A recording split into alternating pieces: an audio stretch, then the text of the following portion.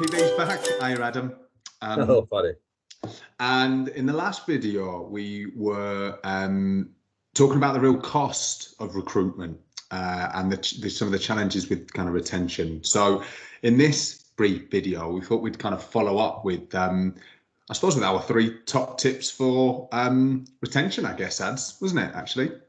Yeah, retaining good staff is, I suppose, the prevention rather than cure. So instead of trying to reduce recruitment costs, how do we just stop that or reduce it beforehand? Yeah, and again, I don't think we ever eliminate it, but this is talking about how can we kind of reduce considerably. And some of this has come from kind of the research that we've used to put a course together, and some of it's just from our experience in kind of working across a range of different settings, right? Ever the gentleman, I'd let you go first, Dad. What's your number 1 top tip in terms of retention? I think that number 1, if it's difficult to put them in a priority order. So I'll say one of my top 3 is feedback, because there's nothing worse than either A, thinking you're doing a good job and you're definitely not, and everybody talks about it behind your back, including the hierarchy, or 2, thinking you're doing a terrible job, putting up with all that pressure whilst everyone else thinks you're doing a brilliant job. You know, just tell the people if they're not doing it right, tell them, let them move on and improve. And if they're doing a great job, then give them a pat on the back, because there's nothing better and it costs nothing either. So that's my first one. Well said. Well said.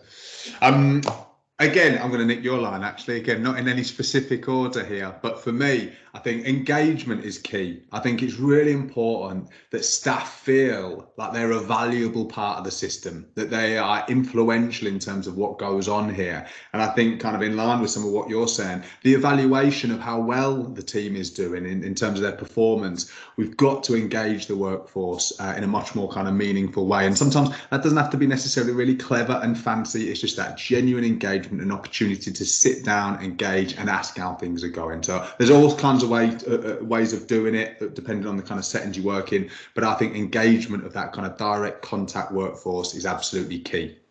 Yeah, I agree. And I was going to say communication, which seems like I'm piggybacking a little bit from yours. But yeah, I think it's important that people understand the role that they perform and how that affects an organization, you know, rather than it being insular and just focusing on coming in and doing what's your task. How is it actually contributing to an organization's goal?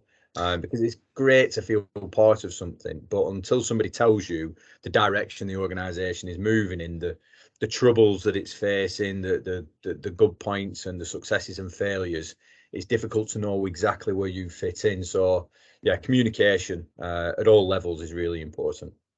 And I can hear that in you. I know you're really kind of big on organisational purpose, and we're both fans of Simon Sinek and the why and all that kind of stuff too. So it seems like there's quite a link to that there.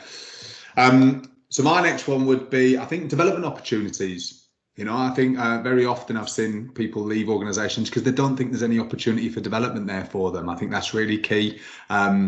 And, you know, that doesn't always necessarily mean new positions, but even just development for people to build their capacity within their own roles, I think is really key. You know, it's both a blessing and a curse, isn't it, when you realise that there's a heck of a lot more information out there you can learn. Doesn't matter what position you're in and how successful you've been with your career and that kind of stuff. And I think some of us have been lucky to get opportunities to kind of develop our skill sets. And I think generally a workforce would be grateful for those opportunities. And I have seen research that seems to indicate that that's one of the things that staff are looking for and does seem key with regards to retention.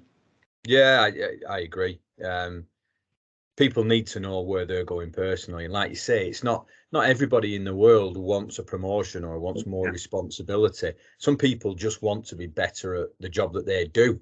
So it's about how do you communicate to that to people that it's all right to have solid players, steady eddies that are going to be really the backbone of a team.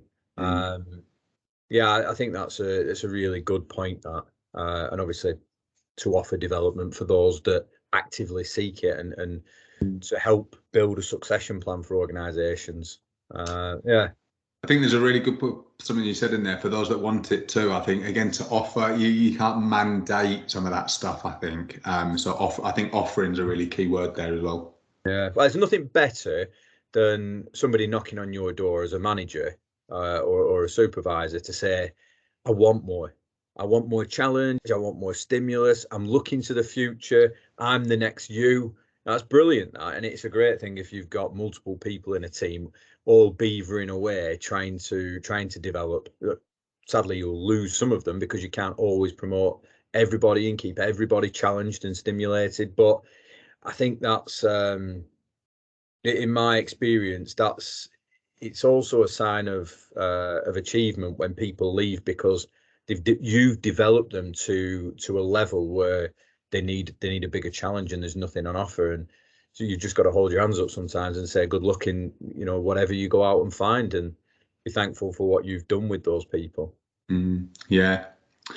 So last point from you, Eds? Last point would be just recognition, which is linked to feedback.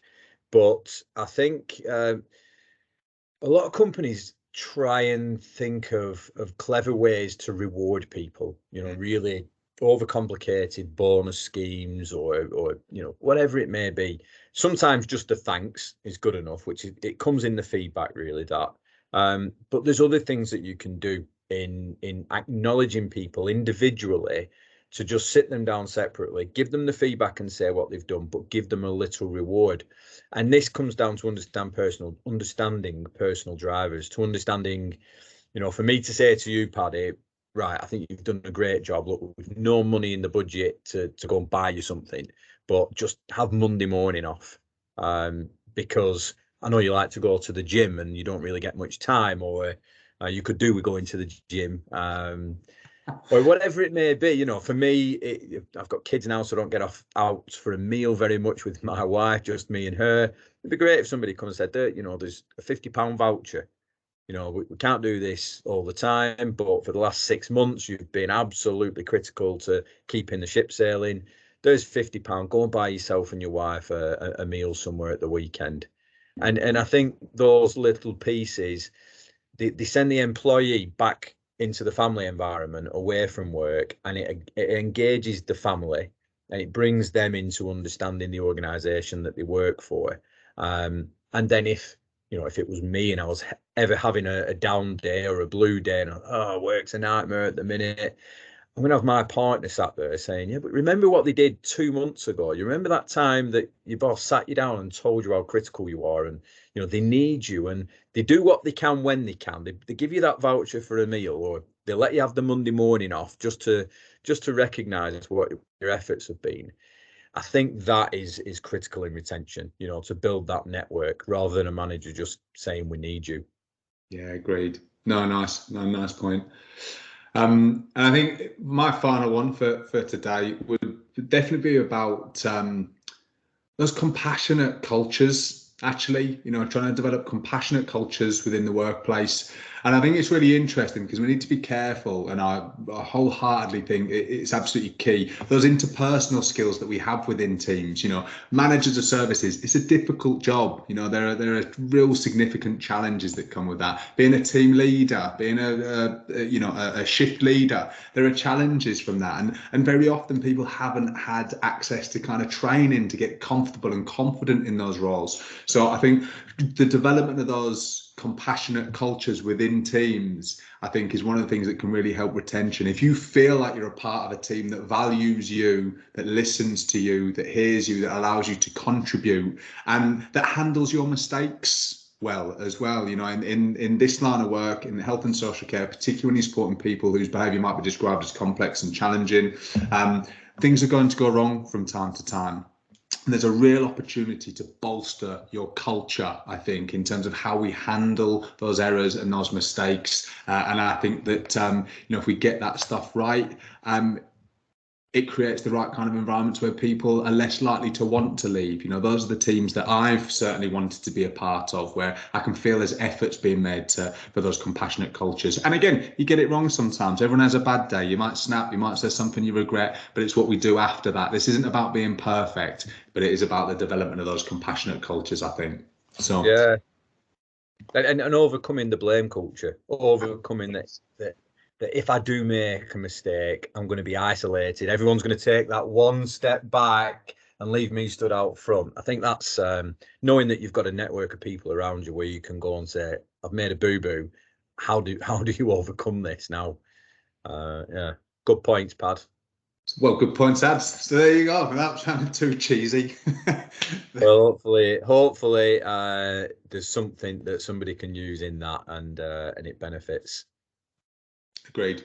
Thanks, Ads. All right. Cheers, Paddy. See you in a bit. See you. Bye. Bye.